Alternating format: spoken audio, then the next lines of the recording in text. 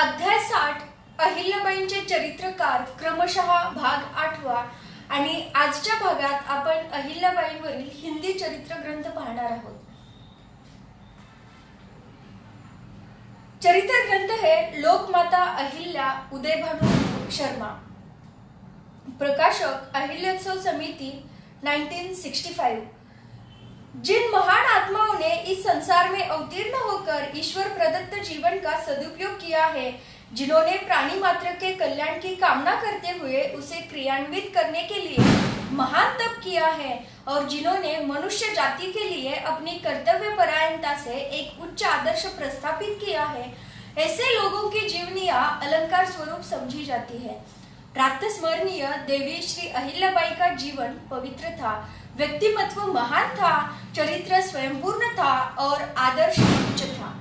उनका त्याग इतना अनुपम, उनका साहस इतना कठिन और उनकी उदारता इतनी विशालता थी कि उनका नाम इतिहास में स्वर्ण अक्षरों में लिखा जा चुका है। अगला चरित्र है अहिल्याबाई कमला शर्मा, चिल्ड्रंस बुक ट्रस्ट, नई दिल्ली 1993।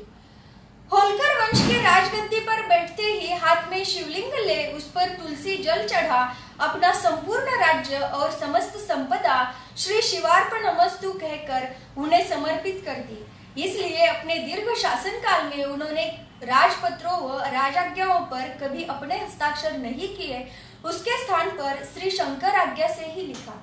उनकी राजमुद्राओं पर भी बिल्वपत्र अर्पित शिवलिंग और नंदी उत्कीर्ण रहते थे।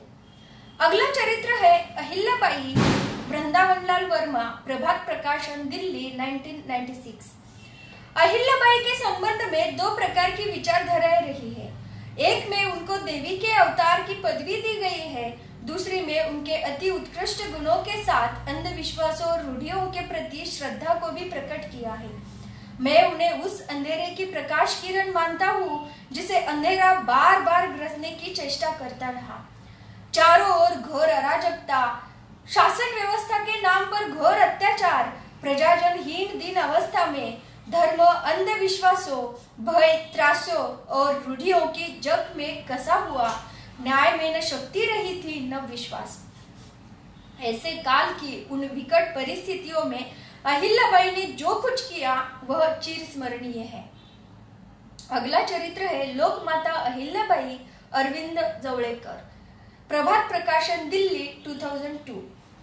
तत्कालीन समाज में स्त्रियों की स्थिति के गौण होते हुए भी, उन्हें उन्नति के मार्ग सुलभ न होते हुए भी, पुरुष प्रधान समाज द्वारा उनके मार्ग में बाधाएं खड़ी किए जाने के बावजूद देवी द्वारा अपनी शक्ति तथा सामर्थ्य के बल पर विपरीत परिस्थितियों को मात करते हुए अपने अलौकिक कर्तृत्व के द्वारा एक आदर्श तथा लोक कल्याणकारी राज्य की स्थापना की गई।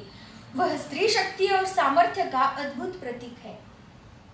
महाभारत के शांति पर्व में आदर्श राजा का वर्णन करते हुए कहा है, जिसने अपने मन को नियंत्रित किया है, क्रोध को जीता है, शास्त्रों का अर्थ ठीक से समझा है तथा धर्म, अर्थ, काम व मोक्ष की साधना में जो सदा तत्पर रहता है, वही राजा बनने योग्य है।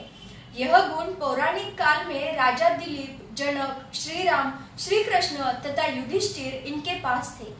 आधुनिक इतिहास काल में देवी अहिल्या के जीव को देखते हुए आदर्श दार्शनिक शासक के सभी गुणों के निर्विवाद दर्शन होते हैं। यह भारतीय स्त्रियों के लिए निसंदेह गौरव की बात है। अगला चरित्र है इंदौर का होलकर राजवंश, डॉक्टर गणेश मतकर, प्रकाशक सौ कलावती मतकर, 3104, सुदामा नगर, ई सेक्टर, इंदौर 452009, वर्ष 1995। यथा राजा तथा प्रजा के अनुसार उनकी प्रजा भी धार्मिक हो गई थी। उनके जीवन में भारतीयों की विचारधारा और जीवन को शुभ दिशा प्रदान की। इसी कारण उनके जीवन काल में व बाद में कई लोगों का हृदय परिवर्तन हुआ था। लूट मार व हत्याएं करने वाले कई लोगों पर उनका ऐसा प्रभाव पड़ा था कि वे बुरी राह त्याग कर अच्छे आदमी बन गए थे। देश के कई भागों में तब अकाल पड़े थे, पर देवी के राज्य में एक बार भी अकाल नहीं पड़ा। लोगों को अनाज, दूध, पानी, कपड़े आदि का कभी कोई कष्ट नहीं हुआ। महेश्वर में उनके संरक्षण में चले रहे वस्त्रोद्योग के कारण लोगों को अच्छा व सस्ता कपड़ा मिलने लगा था। उनके शासनकाल में राज्य में एक भी दैवी दुर्घटना नहीं हुई। यह देवी की पुण्य प्रताप का ही फल था।